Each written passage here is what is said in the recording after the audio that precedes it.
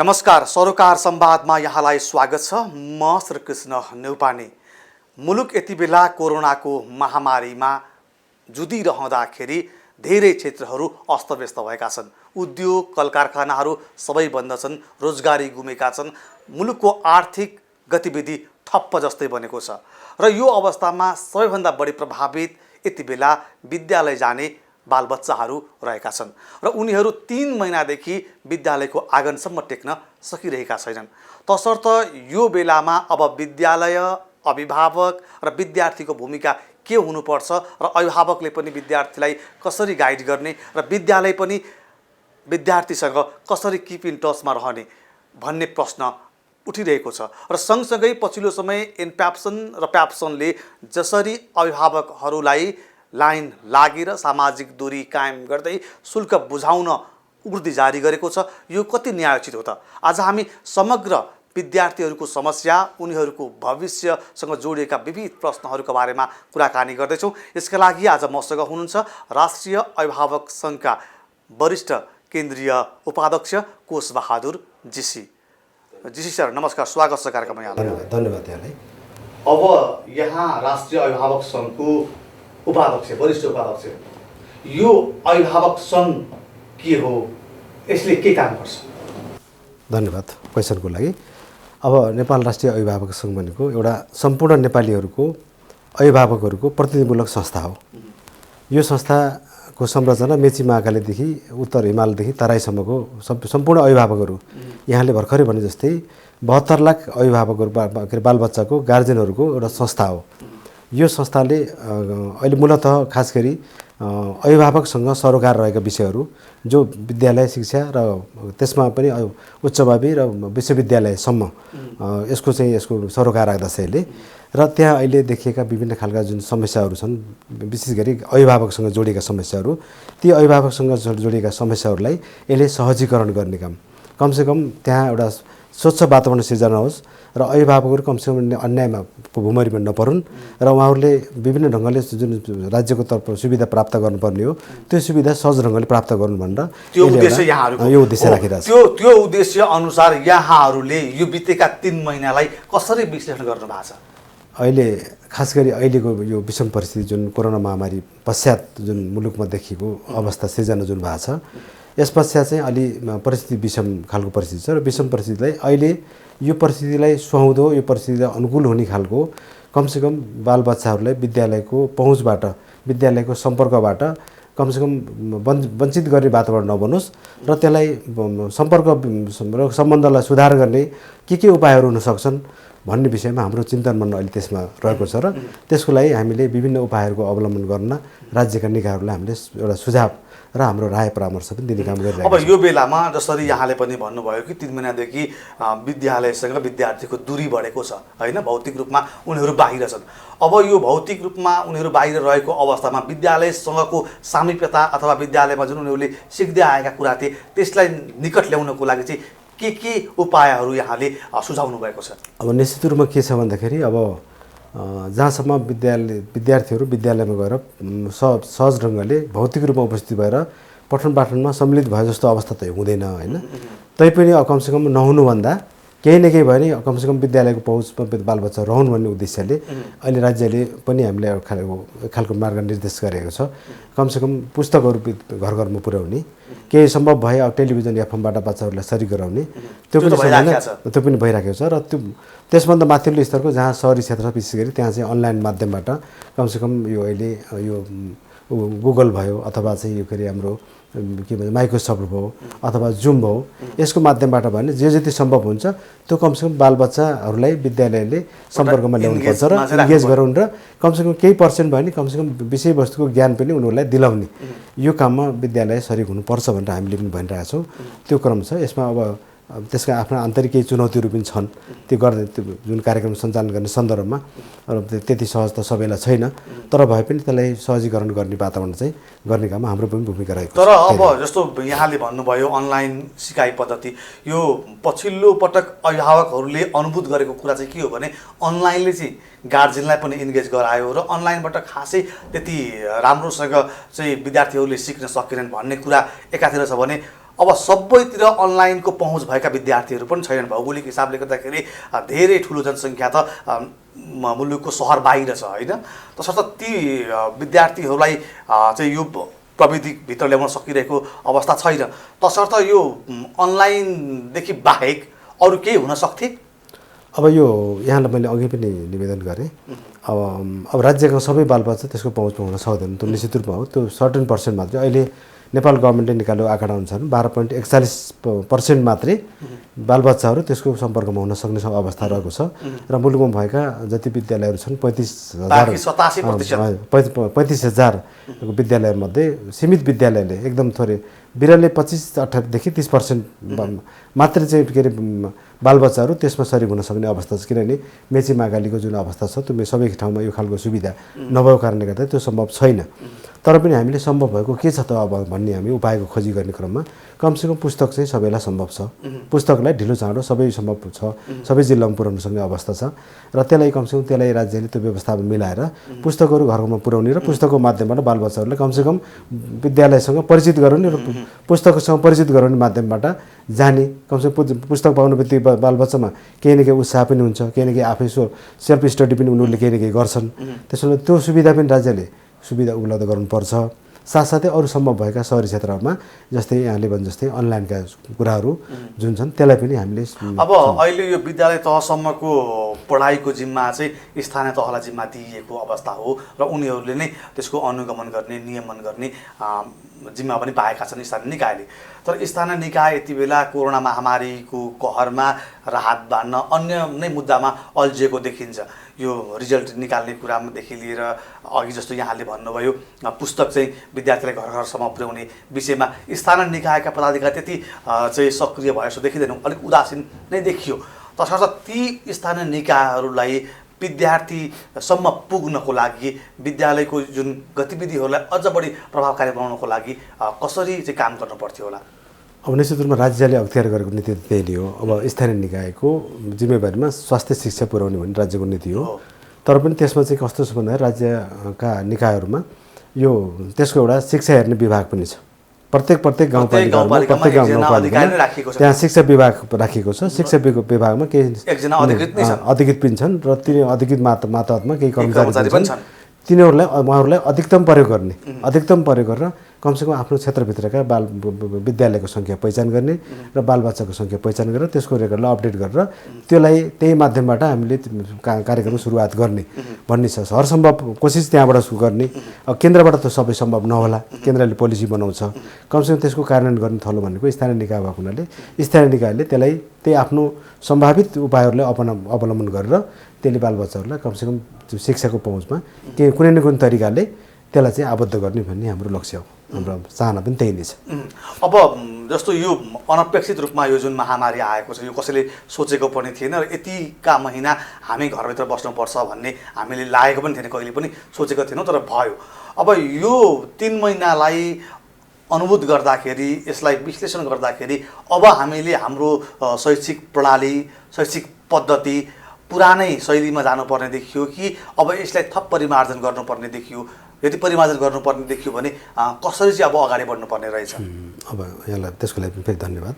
अब यो अहिलेसम्मको जुन परिस्थिति जुन सिर्जना भएको छ र सम्भावित उपायको खोजी गर्ने क्रममा जुन शिक्षाका जुन विधिहरू अपनाइएको छ यसलाई अहिलेसम्म त यही नै विधि देखिएको छ। अब यसभन्दा अर्को एडभान्स खालको कुनै खालको विधि अहिलेसम्म देखिएको छैन।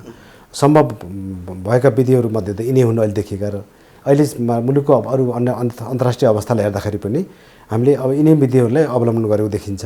अब यहाँ चाहिँ अब यो यहाँ भर्खरै हामीले आँकडाको पनि कुराकानी गऱ्यौँ। एकदमै सीमित व्यक्तिले मात्रै यसको सुविधा प्राप्त गर्ने भएको हुनाले अब सबै ठाउँमा एकरूपता हुन सक्दैन।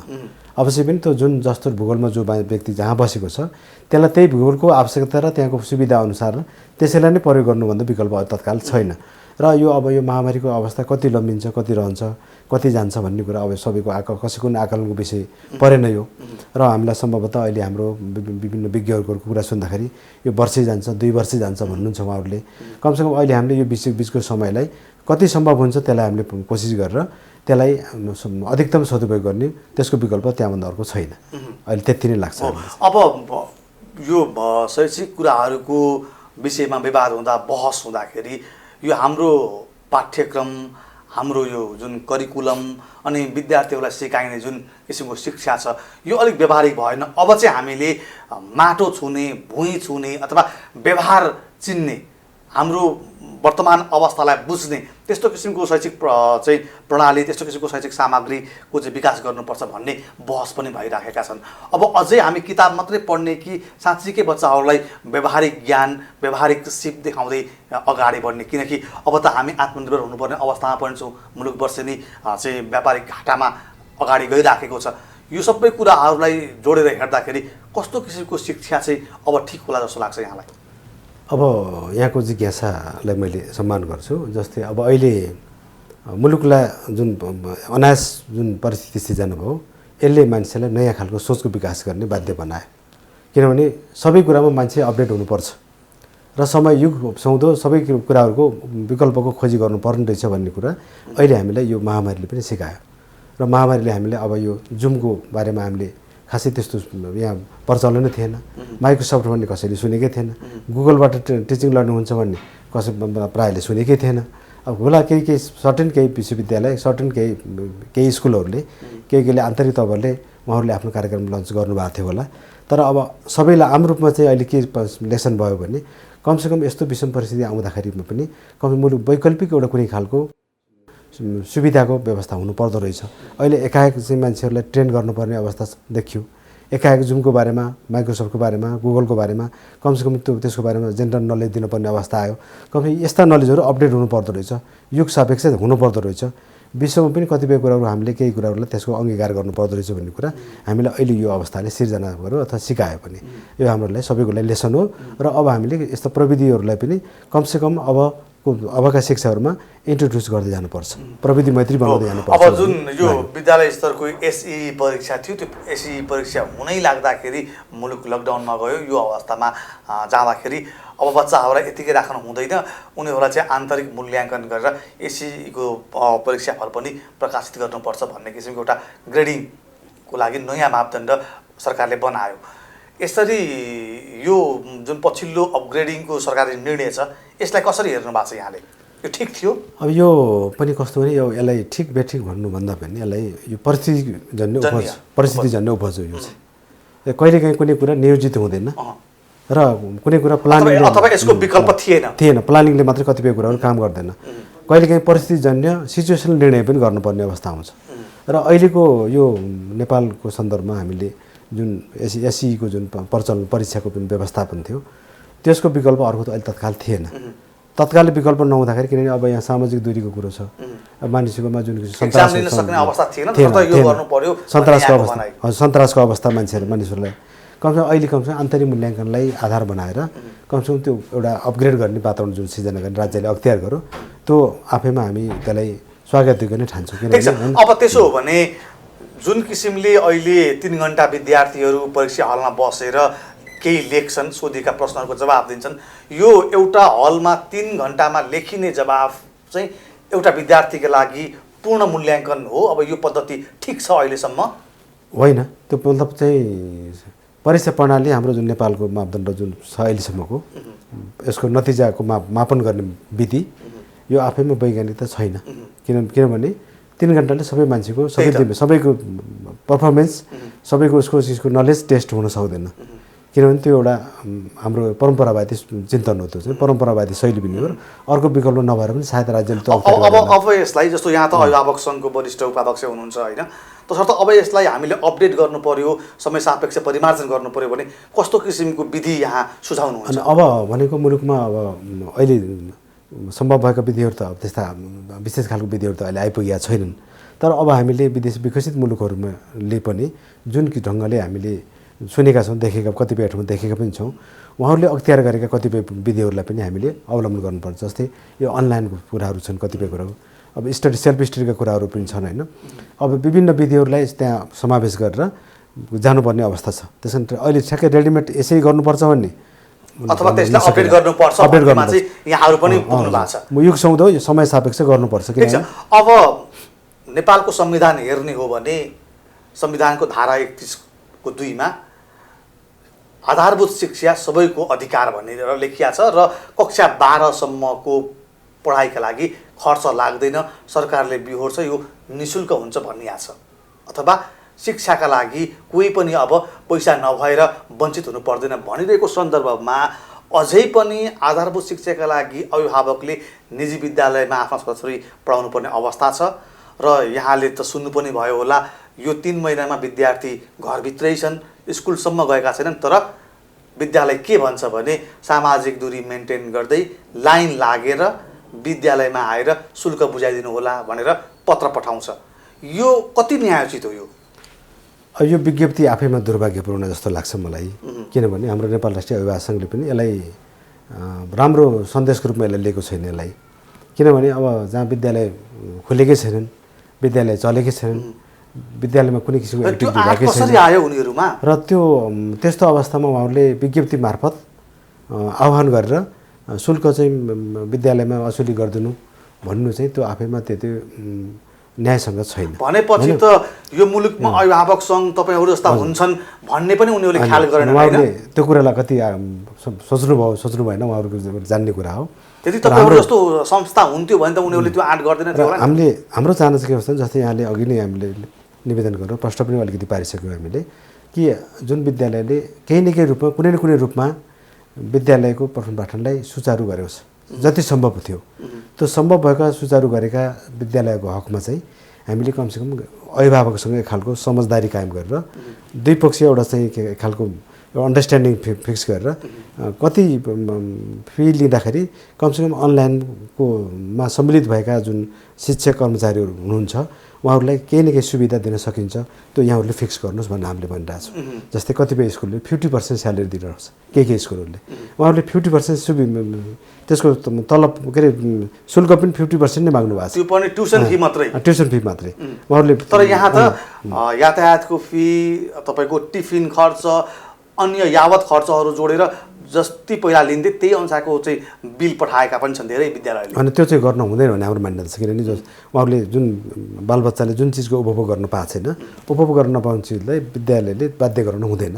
सहमतिमा अहिले कमसेकम अनलाइन टिचिङको लागि टिचरको 50% स्यालेरी र कमसेकम यहाँहरूको घर भाडा कति तिर्नुपर्छ, घर भाडा पनि तिर्नुपर्ने हुन्छ, यसैले पाल्नुपर्ने भएको हुनाले त्यो घर भाडाको टेन्टेटिभ हिसाब गर्नुहोस्। कमसेकम त्यो टिचरलाई 50% दिँदाखेरि टिचर कर्मचारीको कतिजना संलग्न हुन्छ, 100% टिचरहरू हुनुहुन्छ कि अथवा त्यसमा कति % टिचरलाई इन्भल्भ गराइएको छ, त्यो उहाँहरूको हिसाब किताब गर्नुहोस् र यहाँहरूले त्यसको त्यही बजेटको आधारमा स्कुलमा कुनै किसिमको बेनिफिट नराखिकन अहिले खर्च मात्रै धान्ने ढङ्गले यहाँहरूले कमसेकम त्यो कामलाई सुचारू गर्नुहोस् भनेर हामीले कतिपय जस्तो वर्षौँदेखि अभिभावकसँग कुस्त पैसा लिएर कमाएका अरबौँ अन्य सम्पत्ति जोडेका, अन्य लगानी गरेका विद्यालयहरू 3 महिना बन्द हुने बित्तिकै यसरी को होलो गर्नुपर्ने अवस्था हुन्छ। उनीहरूको चाहिँ के एउटा उत्तरदायित्व पर्दैन, सामाजिक उत्तरदायित्व भन्ने हुँदैन विद्यालयहरूको चाहिँ? यहाँले भनेको हुनु पर्दैन, जिज्ञासा चाहिँ आफै बेठिक छैन, तर रियालिटी के छ भन्दाखेरि अहिले विशेष गरी अहिले काठमाडौँ उपत्यका भनौँ न यहाँलाई, यहाँका धेरै विद्यालयहरू आत्मनिर्भर भइसकेका छैनन् हाम्रो बुझाइमा चाहिँ। अब होला हाम्रो प्रयत्न जारी छ होला।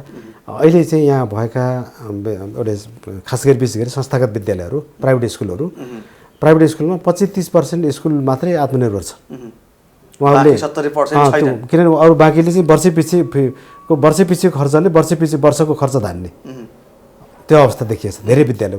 25-30% चाहिँ आत्मनिर्भर छन् ती विद्यालयहरू। अब यो अवस्थामा उनीहरूको त प्याप्सन छ, एनप्याप्सन भन्ने संस्था छ, यस्तो अप्ठ्यारो परेको बेलामा त अलिकति धनी स्कुलले अलिकति सामान्य स्कुललाई सहयोग गर्न सक्नु पनि त पर्छ नि। त्यति बेलामा यो यस्तो बेलामा न हो मान्छेले सहयोग गर्नुपर्ने, अलिकति उदारता देखाउनु पर्ने होइन र? त्यो संस्था के काम त त्यसो हो? अब धनी विद्यालयले त्यस्ता आफ्ना मातहतका जुन संस्थाहरूलाई जस्तै प्याप्सन भनौँ न, मातहत संस्थाहरूलाई उहाँहरूले कुनै न कुनै सहयोग त उहाँहरूले गर्न सक्नुहुन्छ होला। अब फाइनेन्सियली कति सहयोग गर्नु सक्नुहुन्छ सक्नुहुन्न, फेरि उहाँहरूको आन्तरिक कुरो हामीले भन्न नमिल्ने। ठिक छ, अब हामी अर्को विषयमा प्रवेश गरौँ, सरकारको नीतिकै विषयमा।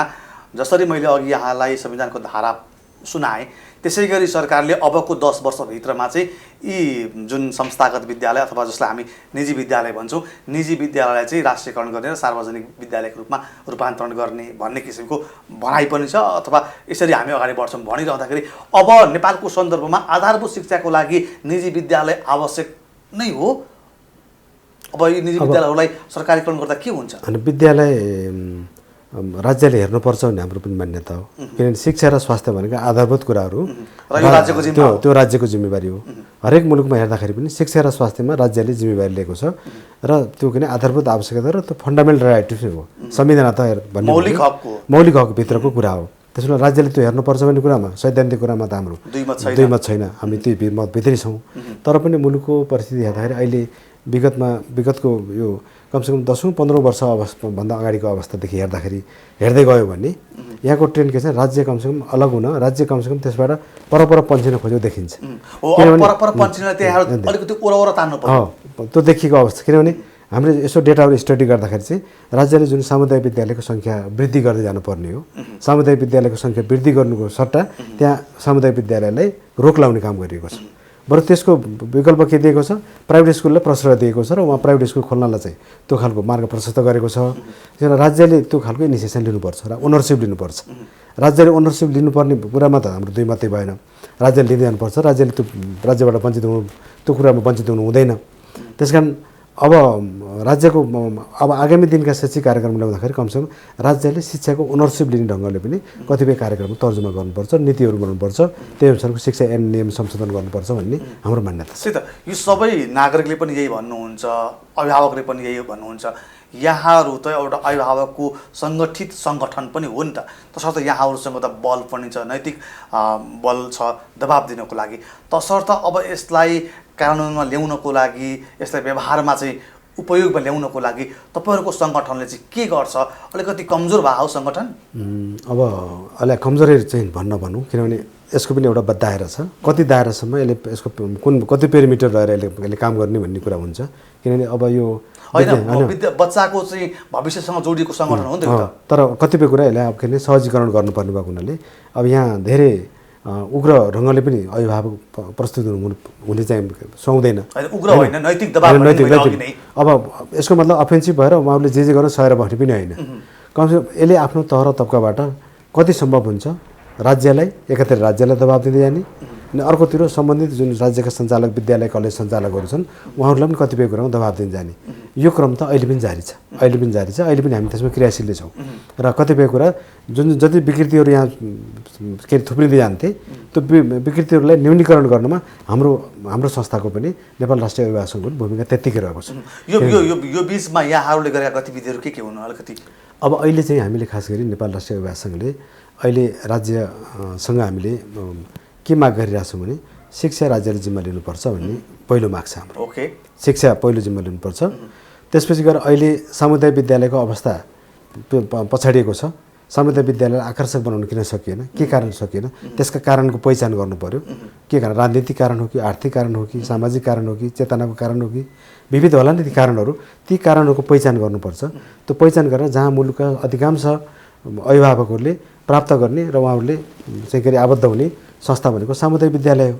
त्यस कारण सामुदायिक विद्यालयलाई हामीले सुधारतिर जानु पर्यो, राज्यले त्यसको लागि पहल कदमी लिनु पर्यो भनेर बेला बेला हामीले हाम्रो विज्ञप्तिहरू प्रकाशन गरेका छौँ।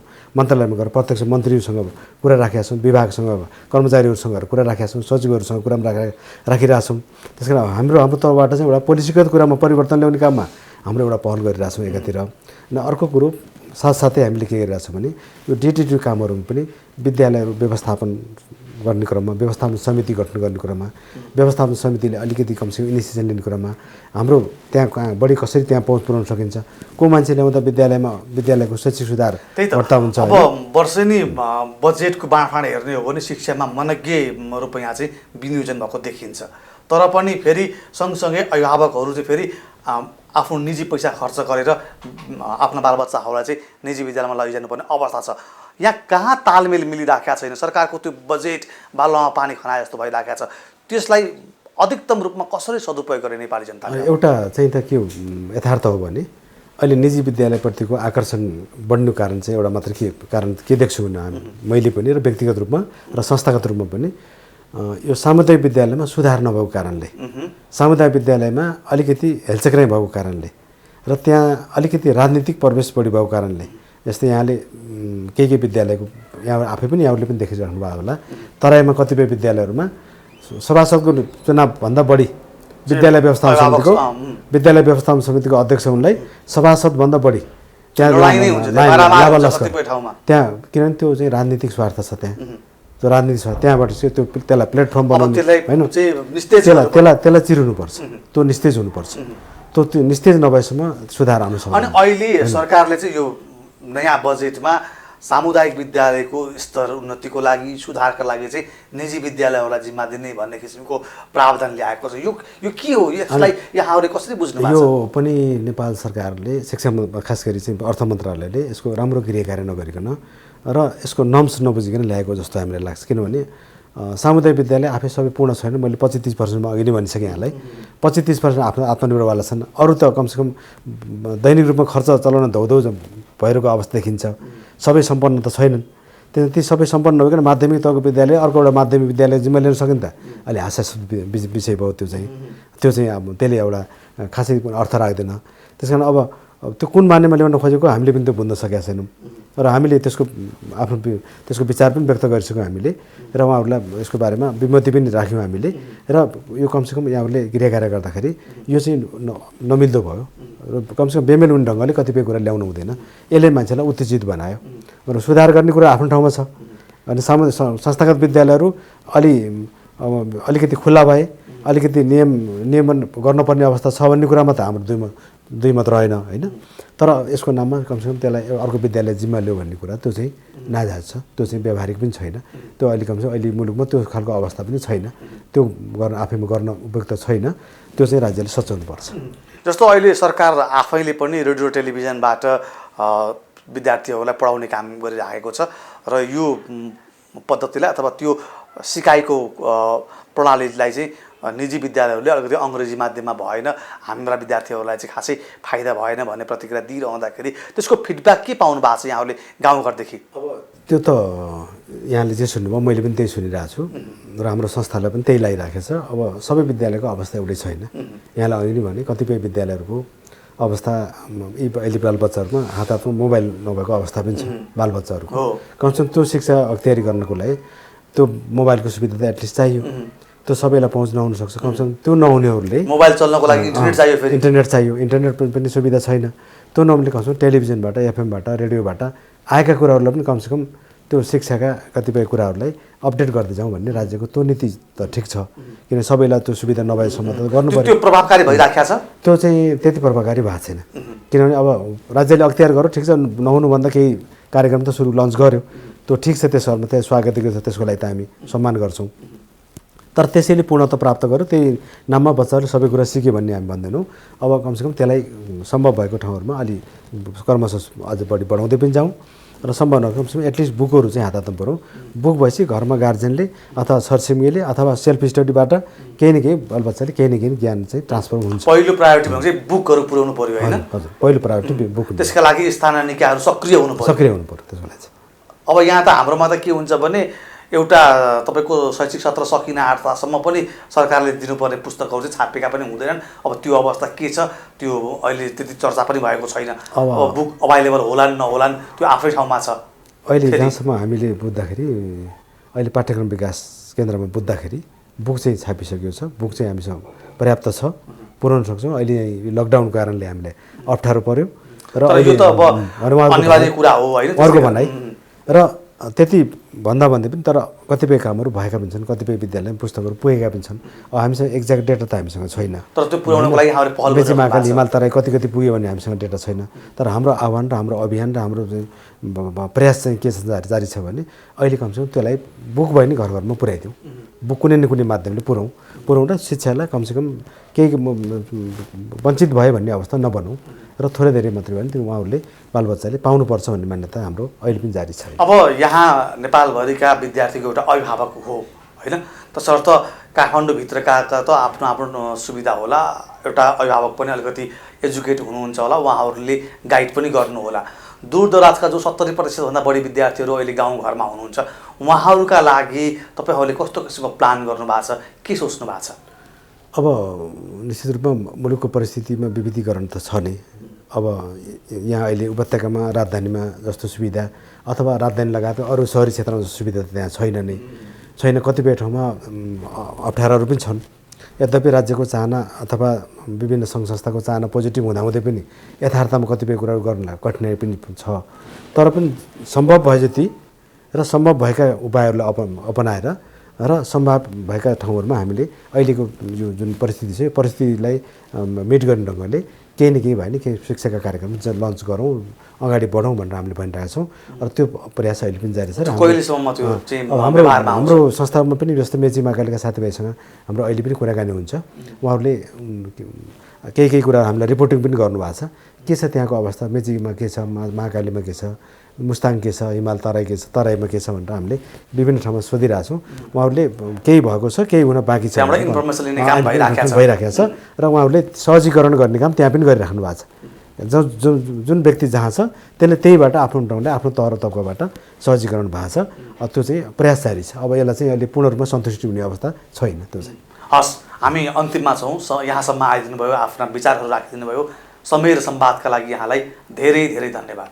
यहाँलाई पनि नेपाल राष्ट्रिय अभिभावक सङ्घको अहिले समसामयिक विषयमा अहिलेको जल्दोबल्दो विषयवस्तुलाई समेटेर जुन किसिमका विचारहरू र आफ्ना भावनाहरू अथवा भनाइहरूलाई राख्ने जुन अवसर दिनुभयो त्यस अवसरको लागि यो टेलिभिजन जुन लोकप्रिय टेलिभिजनलाई पनि धेरै धेरै धन्यवाद दिन चाहन्छु। हजुर, सरकार संवादमा आज हामीले कोरोना महामारीका कारण घरभित्र रहेका विद्यार्थीहरूलाई कसरी पढाइसँग जोड्न सकिन्छ र यति बेला विद्यार्थीहरूलाई अझ बढी कसरी चाहिँ एक्टिभ रूपमा चाहिँ उनीहरूलाई पढाइमा ल्याउन सकिन्छ र सँगसँगै पछिल्लो समय निजी विद्यालयहरूले जसरी अभिभावकहरूलाई लाइन लागेर शुल्क बुझाउनको लागि जुन उर्दी गरेका छन्, यो कति न्यायोचित र कति चाहिँ अलिकति अपराधपूर्ण पनि छ, यी र यस्तै विषयमा आज हामीले कुराकानी गऱ्यौँ। यसका लागि आज मसँग हुनुहुन्थ्यो राष्ट्रिय अभिभावक सङ्घका वरिष्ठ केन्द्रीय उपाध्यक्ष कोषबहादुर जीसी। हवस् त, आजको सरकार संवाद यति नै। म श्रीकृष्ण नेउपाने बिदा हुन्छु। नमस्कार।